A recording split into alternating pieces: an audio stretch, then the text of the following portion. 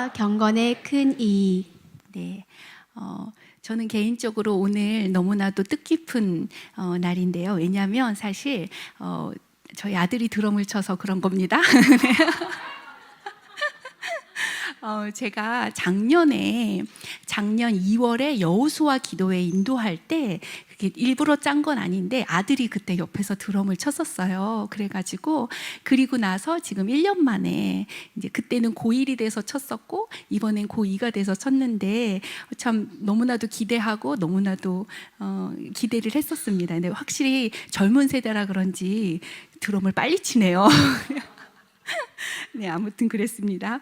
네, 우리 오늘 디모데전서 수요 강의를 시작한 지 벌써 2달 반이 되었습니다. 그래서 이제 6장 마무리를 하게 이제 되었는데요. 다음 주 수요일 날은 북한을 위한 기도로 유 베드로 선교사님이 오셔서 수요 설교를 해주시고 그 다음 주에 3월 둘째 주에 디모데전서 마지막으로 설교를 하고 디모데전서를 마무리를 하게 됩니다.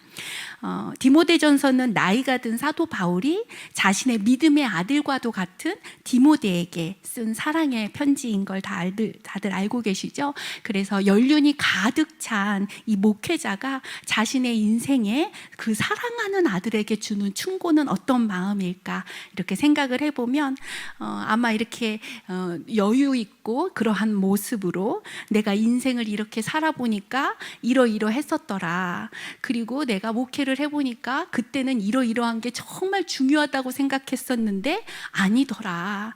그리고 또 어떠한 어려움이 정착이 되었었는데 그때의 마음가짐을 이렇게 가지면 참 좋더라. 이러한 조언들을 할 것이라고 생각을 합니다. 그래서 오늘도 그와 같은 본문의 연속성 상 안에서 사도 바울이 그 사랑하는 아들 디모데에게 하는 조언으로 생각을 하고 우리가 같이 본문을 보았으면 좋겠습니다.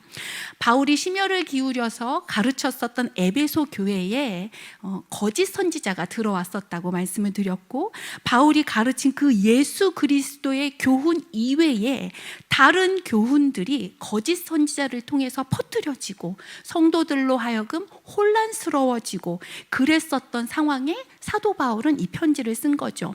다른 복음은 없다. 오직 예수 그리스도만이 참된 복음이다. 그러므로 디모데야 오직 예수 그리스도만 믿고 그 믿음으로 만족하고 자족하고 살아라. 이렇게 디모데전서 6장도 1장에서 강조했었던 것을 한 번 더 강조하는 것입니다. 그리고 오늘 본문의 중요한 포인트는 2개 단어를 꼽자면 교만과 자족입니다. 교만을 이길 수 있는 방법은 자족이라고 사도 바울이 오늘 이야기를 하고 자족하는 자는 교만하지 않고 이것이 오히려 자족하는 것이 경건에 큰 이익이 된다 이렇게 결말을 내고 있는데 오늘 본문을 같이 읽어가면서 좀 같이 따라가 봤으면 좋겠습니다. 먼저 디모데전서 6장 3절과 4절 말씀 함께 읽도록 하겠습니다. 시작. 누구든지 다른 교훈을 하며 바른 말 곧 우리 주 예수 그리스도의 말씀과 경건에 관한 교훈을 따르지 아니하면 그는 교만하여 아무것도 알지 못하고 변론과 언쟁을 좋아하는 자니 이로써 투기와 분쟁과 비방과 악한 생각이 나며. 네, 교만. 오늘 본문에서 말하는 교만은요, 예수 그리스도의 말씀과 경건을 따르지 않는 데서 온다라고 이렇게 3절에 적혀 있습니다. 예수 그리스도 안에 복음이 있고 그 진리로 우리가 구원을 받는 것인데 사도 바울은 그것을 강조했고 그래서 예수 그리스도를 가르쳤죠. 그런데 에베소 교회에 그것 말고 다른 교훈들이 들어온 것이죠. 거짓 선지자가 들어왔고 다른 교훈을 가르쳤고 복음 이외에 신화를 가르쳤습니다. 그리고 끝없는 족보 이야기를 하면서 지식들을 나열을 했고 믿음 안에서 하나님과 예수님을 믿으면 되는데 자꾸 변론을 하고 이상한 결말을 도출해내고 헛된 말을 하고 율법을 추가로 계속 더 넣는 것입니다. 그렇게 혼돈하게 만드는 것입니다. 그런데 보니까 교만하여 아무것도 알지 못하고 교만에는 아무것도 알지 못하는 무지도 포함된다라는 것을 알 수가 있습니다. 이 무지는요, 영적인 무지도 포함이 되는 거예요. 그래서 나는 몰랐으니까 어쩔 수 없습니다. 그래서 그랬습니다. 이렇게 말을 해도 하나님 앞에서는 그것이 몰랐으니까 어쩔 수 없었다라는 것이 용납의 이유가 될 수 없다라는 것이에요. 교만한 자의 특징, 우리 4절 다시 한 번만 읽어보도록 하겠습니다. 시작. 그는 교만하여 아무것도 알지 못하고 변론과 언쟁을 좋아하는 자니 이로써 투기와 분쟁과 비방과 악한 생각이 나며. 네, 교만하여서 많이 아는 게 아니라 오히려 아무것도 알지 못한다라고 이야기합니다. 진짜 아는 사람은 겸손하여 말이 없죠. 자신이 알고 있는 게 다라고 생각하면, 그래서 그게 전부라고 생각해서 변론과 언쟁을 좋아하게 되는 것입니다. 그리고 이러한 교만한 자들의 열매가 무엇이냐면 투기, 분쟁, 비방, 악한 생각, 또 5절에 보니까 마음이 부패해지고 진리를 잃어버려서 경건을 이익의 방도로 생각하는 자들의 다툼이 일어난다라고 적혀 있습니다. 교만의 열매는 마음이 부패해지고 또 진리를 잃어버린 거예요. 경건을 이익의 방도로 생각한다, 이렇게 되는 것입니다. 교만하여서 경건을 이익의 방도로 생각했었던 자가 누구일까요? 사도행전 8장에 보면 시몬이 나옵니다. 이 시몬은 사도들이 안수로 성령 받는 것을 보고서 돈을 들여서 그 은사를 사고자 했었던 사람이죠. 사도행전 8장 18절과 19절 말씀 같이 읽겠습니다. 사도행전 8장 18절과 19절 제가 읽어드리도록 하겠습니다. 시몬이 사도들의 안수로 성령 받는 것을 보고 돈을 들여 이르되 이 권능을 내게도 주어 누구든지 내가 안수하는 사람은 성령을 받게 하여 주소서 하니. 성령을 주시는 것은 하나님의 영역인데 시몬은 뭐라고 했냐면 예수 그리스도를 영접함으로 얻게 되는 이 성령을 돈을 주고서 살려고 했었던 것이에요. 하나님의 영역인 하나님께서 선물로 주는 이 영역을 자신이 소유하고 싶고 컨트롤하고 싶었던 것이에요. 이게 오늘 본문에서 말하는 교만인 것입니다. 교만은 원래 나의 것이 아닌데 남의 것을 탐하는 게 교만인 것이죠. 원래 나의 것이 아니고 하나님의 것인데 하나님의 것을 탐하는 것이 교만인 것입니다. 사도 바울을 통해서 에베소 교회에 사도 바울은 오직 예수님이면 충분하다라고 복음을 전했어요. 그런데 그 복음만으로 만족하지 않는 거예요. 성도들이 자꾸 유혹을 받고 미혹을 받아서 뭔가 다른 복음이 더 있어야 될 것 같고, 뭔가 더 많은 족보를 알아야만 될 것 같고, 더 율법을 지켜야만 될 것 같은 다른 복음들이 섞이는 거예요. 사도 바울을 통해서 전해진 그 예수님만으로 충분한데 그것 이외에 그것을 만족하지 않고 하나님께서 주신 것 이외에 그것 말고 다른 것을 더 알아야겠다. 뭔가 부족해서 뭔가를 더 첨가해야겠다. 이게 바로 교만이라고 오늘 본문은 이야기를 하고 있습니다. 영적으로 무지하여서 더 많은 지식으로 자기 자신을 채우려고 하는 것, 그것도 교만이라고 오늘은 본문에서 말합니다. 아무것도 알지 못하면서 그러면서 변론과 언쟁을 좋아하고 교만하여서 사람을 비방하고 논리로 이겨서 사람을 억누르려고 하고 그래서 그 사람으로 하여금 악한 생각이 나게끔 하는 것, 마음이 부패해지게 하는 것, 진리를 잃어버리고 이상한 껍질만 남게 하는 것, 그게 바로 교만이라고 이야기를 하고 있습니다. 여러분, 정말 하나님께서 지금 우리에게 주신 것이 가장 최고이고 최선인 것을 믿고 계십니까? 여기까지 주셨으니 하나님의 주권을 인정하고 만족하고 계십니까? 하나님이 정말 나에게 최고를 주셨으니, 가장 알맞게 주셨으니, 과하게도 아니고 부족하게도 아니고 가장 좋게 주셨으니 그러니까 만족합니다, 이렇게 생각하고 계십니까? 아니면 그 하나님을 인정하지 않고 하나님 부족합니다, 더 주세요, 더 주세요, 이렇게 하고 있지 않습니까? 오늘 그것은 교만이라고 이야기하고 있습니다. 하나님께서 만약에 여기까지다, 거기서 멈춰라 이렇게 말씀하시면 거기서 멈춰야 하는 것이 우리 인간의 도리인 거죠. 다른 사람의 은사를 부러워하면서 돈을 주고 사려고 했었던 그 시몬에게 하나님께서는 교만하다라고 이야기합니다. 그는 마음이 바르지 않다라고 했습니다. 마음이 악하다라고 했습니다. 그래서 이러한 자들을 향해서 오늘 사도 바울은 자족하는 마음을 가져라 라고 이야기를 하고 있습니다. 이게 바로 오늘 본문의 핵심이죠. 오늘 본문 6절부터 8절까지 같이 한번 읽어보도록 하겠습니다. 시작. 그러나 자족하는 마음이 있으면 경건은 큰 이익이 되느니라. 우리가 세상에 아무것도 가지고 온 것이 없음에 또한 아무것도 가지고 가지 못하리니 우리가 먹을 것과 입을 것이 있은즉 족한 줄로 알 것이니라. 아멘. 자족하는 마음이 있으면 경건은 큰 이익이 되느니라. 이 자족하는 마음은 하나님께서 주신 것이 최고임을 믿는 신뢰의 마음인 것입니다.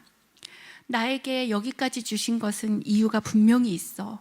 그러니까 지금까지 주신 그 은혜에 만족해. 그렇게 되면 감사하게 되는 것이죠. 이게 바로 자족의 마음입니다. 그렇게 되면 감사하는 마음이 생기고 그럼 경건하게 되고 결국에 우리에게 큰 이익이 되는 것이죠. 왜 우리가 이렇게 생각할 수 있냐면 우리가 방금 읽었었던 7절 말씀, 우리가 세상에 아무것도 가지고 온 것이 없음에 또한 아무것도 가지고 가지 못하리니 라고 적혀 있습니다. 아무도 이 세상에 돈을 들고 태어난 사람은 없죠. 혹시 아기가 10억짜리 수표를 들고 엄마 짠 나 효자지 이렇게 태어난 아이는 없을 것입니다. 그리고 또 어느 누가 10억짜리 수표를 들고 죽고 나서 천국에 갈 수가 있겠습니까? 사도 바울은 분명히 말합니다. 아무것도 가지고 온 것이 없음에 또한 아무것도 가지고 가지 못하리니. 아무것도 없이 왔다가 아무것도 가지고 가지 못하는 이 인생, 지금 나에게 주신 것에 만족하고 감사하면 그러면 경건에 큰 유익이 된다라고 이야기를 하고 있는 것입니다.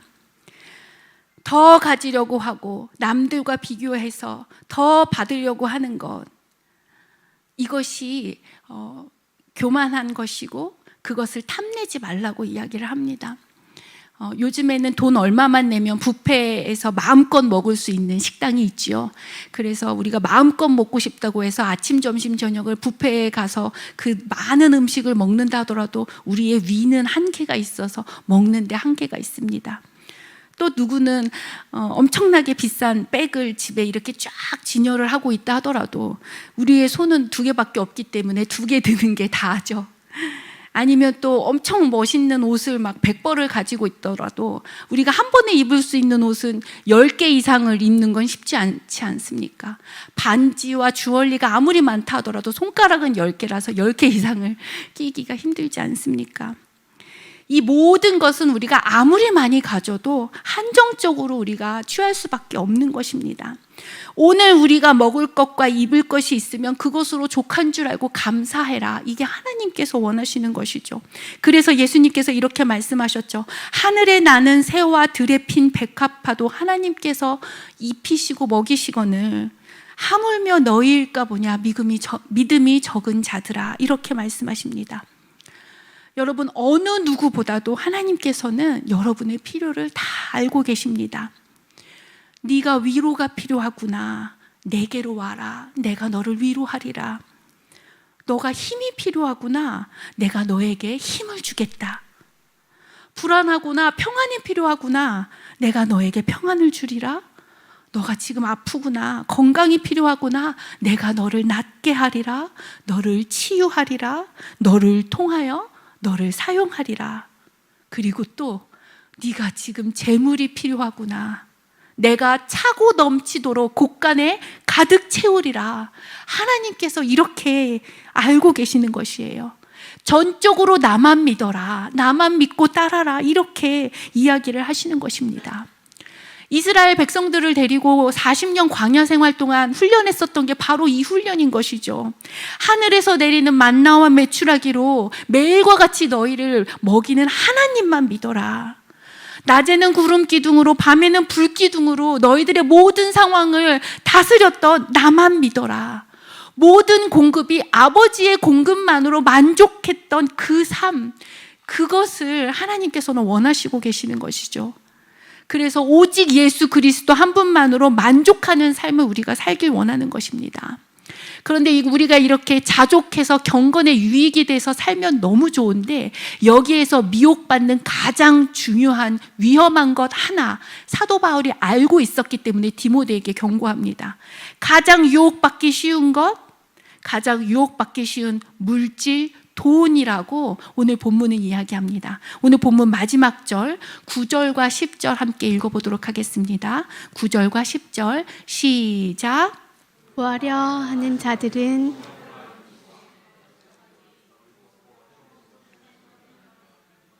곧 사람으로 파멸과 멸망에 빠지게 하는 것이라. 돈을 사랑함이 일만 악의 뿌리가 되나니 이것을 탐내는 자들은 미혹을 받아 믿음에서 떠나 많은 근심으로써 자기를 찔렀도다. 돈을 사랑함이 일만 악의 뿌리가 된다고 이렇게 이야기를 합니다. 교만 이야기를 했는데 자족 이야기를 하고 돈을 사랑하는 것이 악의 뿌리가 된다고 이렇게 사슬처럼 사도 바울은 이야기를 합니다. 2021년도 세계적인 리서치였던 퓨 리서치 센터에서 17개국을 대상으로 설문조사를 했다고 합니다. 무슨 설문조사를 했냐면, 당신의 삶을 의미 있게 만들어주는 것이 무엇입니까? 라는 질문을 한 거예요. 여러분도 한번 생각을 해보세요. 당신의 삶을 의미 있게 만들어주는 것이 무엇입니까? 여기에서 17개 국가 중에서 14개의 국가가 같은 생각으로 1위를 차지했는데, 의미 있게 만들어주는 것이 무엇이냐면 가족이라고 대답을 했다고 합니다. 근데 이제 나머지 3개의 나라가 남았는데, 2개 나라, 스페인과 대만은 대답이 달랐다고 해요. 그들이 꼽았었던 게 무엇이냐면, 내 삶을 의미 있게 만들어주는 것은 건강이다, 이렇게 꼽았다고 합니다. 마지막 1개의 나라, 이 1개의 나라는 어느 나라일까요? 네, 눈치가 있으신 분들은 네, 우리나라입니다. 우리나라는 무엇을 삶에 의미가 있다라고 꼽았을까요? 네, 문맥상 맞습니다. 돈입니다. 유일하게 우리나라는 돈이 나의 삶을 의미 있게 만든다라고 꼽았던 나라라고 합니다. 이 리서치를 들어보면 오늘 사도 바울이 하는 말은 정말 우리에게 하는 말인 것 같습니다. 부하려는 자들은 시험과 올무와 여러 가지 어리석고 해로운 욕심에 떨어진다고 사도 바울은 이야기를 합니다. 자족하면 되는데 이 자족을 미혹하게 하는 게 바로 돈이고 물질이라고 경고를 하는 것이죠. 사람으로 하여금 파멸과 멸망에 빠지게 한다라고 이렇게 이야기를 하고 있습니다. 그리고 땅땅땅 결론을 짓죠. 돈을 사랑하는 것이 일만 악의 뿌리가 된다. 뿌리가 된다라고 이야기합니다. 아무리 뿌리를 잘라도 일만 가지면 계속 나오는 게 바로 그 미혹이죠. 돈을 사랑하는 자는 결국 탐하게 됩니다. 미혹을 받아서 믿음을 떠나게 됩니다. 이것이 얼마나 위험한 것이냐면, 돈을 사랑하는데 탐하는데 나의 것만이 아니라 남의 것도 탐하고 하나님 것까지 탐하게 되는 것입니다. 돈 때문에 자신의 신앙을 팔았었던 사람이 바로 누구입니까? 가룟 유다입니다. 은 30에 예수님을 팔아넘겼죠. 그는 나중에 후회하고 돈을 다시 대제사장과 장로들 앞에 넘겼습니다. 그렇지만 그럼에도 불구하고 자기의 목을 스스로 메어서 죽었습니다. 자신의 신앙을 팔았고 결국 자신의 목숨도 잃게 되었죠. 돈 때문에 잃게 된 사람입니다. 그런데 가룟 유다뿐만이 아니죠. 또 아나니아와 삽비라도 있었습니다. 아나니아와 삽비라는 바나바가 너무 멋있어 보였죠. 바나바가 자신의 소유를 팔아가지고 사도들 앞에 발에 딱 멋있게 놓는 것을 보고 자기도 그러한 칭송을 받고 싶었던 것이에요. 자신의 소유를 팔아서 냈는데 전부 다 낸 게 아니라 일부만 냈죠. 그런데 그것을 가지고 무엇이라고 이야기하냐면 하나님을 속인 자라고 성경은 평가합니다. 그래서 아나니아는 하나님을 속여서 죽었고 그 아내 삽비라도 죽었습니다. 이들은 가장 중요한 걸 알지 못했어요. 무엇이냐면 아나니아와 삽비라가 가지고 있었던 이 땅이 누구 것인지를 알지 못했습니다. 그들이 가지고 있었던 그 땅이 하나님의 것이다라고 알고 있었더라면, 이것이 내 것이다라고 생각을 하니까 내 것이라고 하는 순간 그 모든 돈을 내는 게 아까워지는 것입니다. 그게 바로 돈을 사랑하는 것이고 일만 악의 뿌리가 되는 것이죠. 이 땅은 원래 하나님의 것입니다. 그런데 우리에게 주셨죠. 죽을 때도 이 땅 가지고 가지 못합니다. 원래 하나님의 것이니 하나님께 다 드리겠습니다. 원래 하나님의 것이다. 하나님의 것을 탐하지 않고 하나님께 온전히 드렸으면 그렇게 생명을 잃지 않았을 것입니다. 근데 그들은 하나님께서 주신 그들의 땅을 자기 것이라고 생각했어요. 내 것이라고 생각했습니다. 돈도 내 것, 부도 내 것, 신앙도 내 것, 은사도 내 것. 오늘 본문은 그것을 교만이라고 이야기합니다. 여러분, 나의 것이 아닌 것을 나의 것이라고 하는 것이 교만입니다. 사도 바울은 그것을 알았습니다. 그래서 자족의 비결이라고 이야기를 합니다. 건강도 낫게 되기를 사도 바울은 구했었으나 하나님께서 무엇이라고 했냐면 내 은혜가 내게 족하도다. 그래서 사도 바울은 거기에 자족했습니다. 하나님께서 나에게 가장 좋은 것으로 주셨을 거야. 여기까지 주셨으니 이게 가장 최고일 거야. 만족하고 거기에 감사했습니다. 사도 바울은 이렇게 자족의 훈련을 해왔던 것이에요. 재물에 대한 자족의 훈련, 자신의 건강에 대한 자족의 훈련. 그렇게 계속 자족의 훈련을 하다 보니까 어느 순간 자족의 비결을 알게 된 것입니다. 누구보다도 많이 가지지 않았던 거지였던 사도 바울이었지만 교회를 몇 개나 세운 사람이 되었고, 교회들로부터 헌금을 정말 많이 받았지만 그것을 다른 교회에 배달하는 귀한 통로의 역할을 사도 바울은 할 수 있었습니다. 왜냐? 자족했기 때문이죠. 그것을 내 것이라고 취하고 내 것이라고 계속 여기지 않았었던 것입니다. 원래 사도 바울은 부자였고 아는 지식도 많았지만 이 모든 것들이 다 하나님으로부터 왔고 이 세상에 내가 알고 있는 것들은 다 배설물과도 같구나, 중요하지 않다라고 고백을 했습니다. 그에게 오직 중요한 것은 하나님께서 오늘 나에게 주시고 만족하고 감사라고 했었던 그것만 남았던 것입니다. 그래서 어느 순간 자족하고 감사했더니 그것으로부터 하나님의 능력이 나오는 것을 경험하게 된 것이에요. 하나님만 전적으로 의지하고 나아갔더니 하나님께서 역사를 이루시기 시작한 것입니다. 자족의 능력이 나타나기 시작한 것이에요. 여러분, 지금 우리는 어려운 시대에 살고 있고 마지막 때를 살고 있습니다. 이 사도 바울의 일체에 자족하는 법을 배우는 이것이 바로 우리에게 필요한 가장 중요한 자족의 법이라고 생각합니다. 오늘 말씀을 듣는 우리 모두 일체 자족하는 법, 사도 바울과 같이 이런 것을 깨닫게 되는 저와 여러분이 되었으면 좋겠습니다. 그래서 나의 삶 가운데, 나의 영역 가운데 자족하지 못했었던 나의 생각들을 바꾸는 시간이 되었으면 좋겠습니다. 말씀의 결론을 맺도록 하겠습니다. 그래서 우리 이렇게 고백하면 좋겠어요. 하나님, 나에게 주셨던 재물 감사합니다.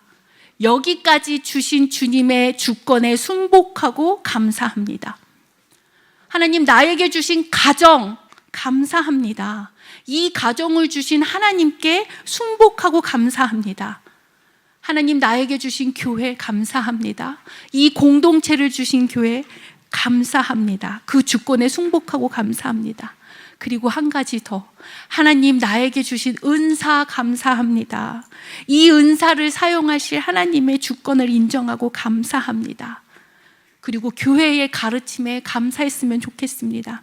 이 교회의 가르침에 만족하지 못하는 자는 계속 다른 복음을 찾으러 가고, 그러지는 않으시겠지만 무당, 접신자, 박수, 술객, 점쟁이를 찾았었던 과거를 회개했으면 좋겠습니다. 오직 저는 예수 그리스도만으로 만족합니다. 더 성경 공부한다고 바깥으로 나가고 신천지와 이단 교리 기웃거렸었던 과거들 다 회개합니다. 하나님, 주님께서 나에게 주신 가족과 공동체와 이 모든 것들, 이것에 감사하고 만족합니다. 이렇게 고백하는 저와 여러분이 되었으면 좋겠습니다. 우리 이 찬양으로 같이 고백했으면 좋겠는데 제가 1절, 2절, 3절 잠깐 읽어드리겠습니다. 무명하여도 공허하지 않는 것은 예수 안에 난 만족함이라.